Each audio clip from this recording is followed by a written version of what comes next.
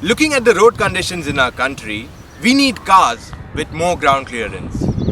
We have broken tarmac, potholes everywhere, which makes it difficult for us to drive on a daily basis.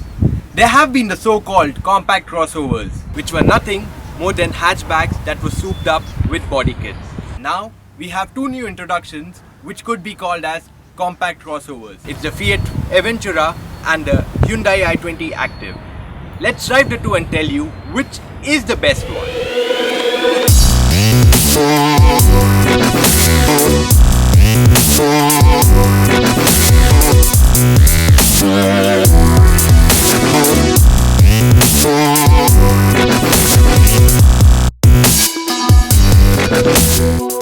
The Avventura is the same body when it comes to the interiors like the Punto. The only difference is it has tilt and incline meters and a compass right in front of you on the center console. Then the seats also have Avventura stitching on it. Apart from that, it is the same car.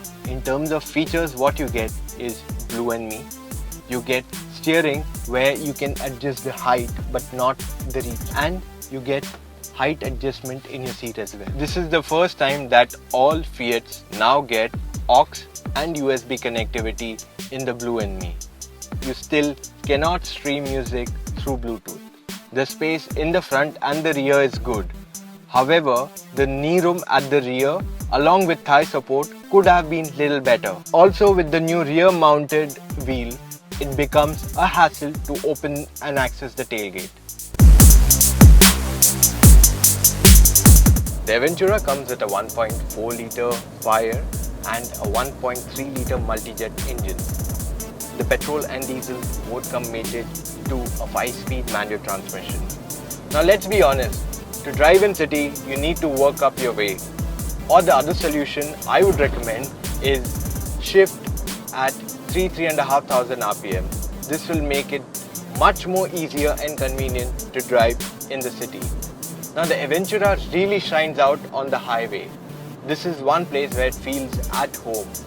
And when you drive on the twisties, at no point of time you feel that this has that extra body roll despite of the increased ground clearance. The Avventura is definitely a great product when it comes to driving. However, there's one downside.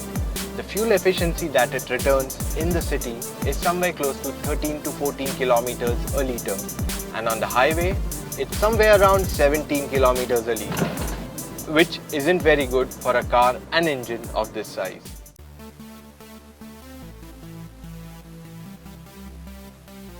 On the other hand, the i20 Active gets a 1.2 litre petrol producing close to 82 bhp of power, and the diesel is a 1.4 that produces 90 bhp. The diesel i20 is definitely effortless to drive, and it comes mated to a 6-speed manual transmission. Now the Avventura is definitely better when it comes to driving dynamics, but the i20 clearly wins when it comes to comfort, convenience, power and even fuel efficiency. The i20 Active returns about 16 to 17 kilometers a litre in diesel variant driving in city, whereas the petrol version is about 12 to 13 kilometers per litre. Shift into the i20 Active and you shall notice that this is the most premium interior for this price. Hyundai has definitely matured not just in shape on the exterior but even on the build quality on the inside. The doors shut with a loud thud, and once you sit inside you feel insulated in the cabin. Hyundai has definitely given a lot of features on the i20 Active, and one new addition is the driver information system. Now this gives you a lot of information, to be honest, but it misses out on normal things that we generally look for. It doesn't have the fuel efficiency meter, neither does it have the distance to empty range on it. So it's a bit odd. Talking about the space, the front seats are definitely comfortable and even the rear are spacious. However, we would have been glad if the rear recline was a little bit more. The boot too on the i20 Active is more larger and convenient to use when compared to the Fiat Avventura. The Fiat Avventura is definitely a good crossover to buy. It's a good value for money package, but when you compare it to the i20 Active, it clearly fades away. i20 Active is the clear winner.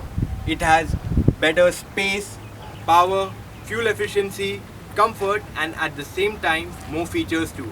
So the i20 Active costs close to 10.5 lakhs on road, while the Fiat Avventura is somewhere close to 9.7 lakhs on road.